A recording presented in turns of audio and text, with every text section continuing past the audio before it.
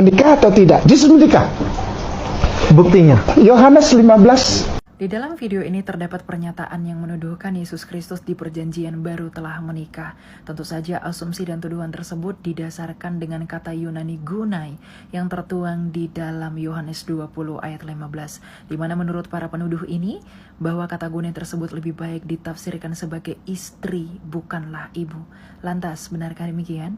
Tentu saja tidak. Kata Yunani gunai memiliki beragam arti, dapat berarti perempuan, wanita, ibu, atau bahkan istri. Namun dalam konteks ini, kata gunai tidaklah diterjemahkan sebagai istri, namun sebagai ibu. Mari kita kaji dari tekstual linguistik dari ayat ini dan juga ayat-ayat yang lainnya. Misalnya pada ayat yang terdapat di dalam perikop yang sama yakni Yohanes 20 ayat 13, di mana malaikat itu berkata kepada Maria, "Ibu, mengapa engkau menangis?" Di mana kata ibu yang digunakan pada ayat ini merupakan terjemahan dari kata Yunani gunai yang juga digunakan dalam Yohanes 20 ayat 15. Jika para penuduh konsisten menerjemahkan kata gunai menjadi istri, lantas merujuk dari Yohanes 20 ayat 13, apakah malaikat memanggil Maria sebagai istrinya? Tentu saja tidak. Sedangkan di sisi lain Tuhan Yesus sendiri menegaskan merujuk dari Markus 12 ayat 25 bahwa malaikat merupakan makhluk yang tanpa gender atau genderless dengan tidak kawin dan tidak mengawinkan. Lalu bagaimana mungkin malaikat memanggil Maria sebagai istrinya jika para penuduh konsisten menerjemahkan gunai sebagai istri bukan ibu?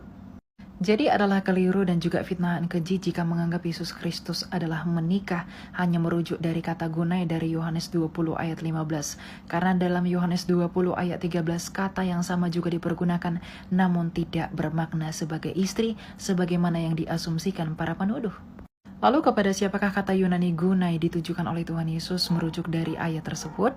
Jika kita menimbang konteksnya secara keseluruhan, kita dapat mengetahui bahwa kata gunai tersebut ditujukan kepada perempuan-perempuan dewasa yang ada pada masa itu sebagai panggilan hormat kepada mereka. Hal ini tentu relevan atau sinonim dengan ucapan bahasa Inggris seperti madam, lady, atau dalam bahasa Indonesia disebut dengan nyonya. Sehingga sampai di sini anggapan bahwa Yesus Kristus menikah salah total secara tekstual, linguistik, dan juga konteks ayatnya. Di sisi lain, beberapa orang yang tidak bertanggung jawab juga menuduhkan bahwa Yesus Kristus menikah karena ia adalah seorang rabi, di mana mereka beranggapan bahwa syarat menjadi rabi haruslah menikah.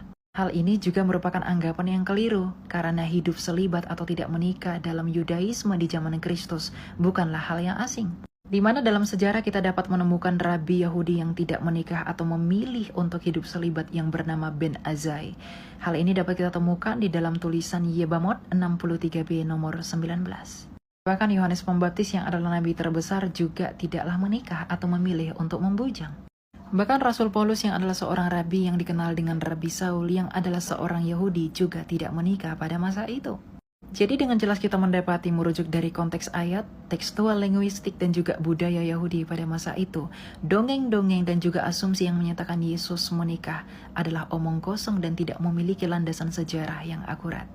Dengan demikian, terima kasih dan Tuhan memberkati dan selamat 120 hari menyongsong Natal.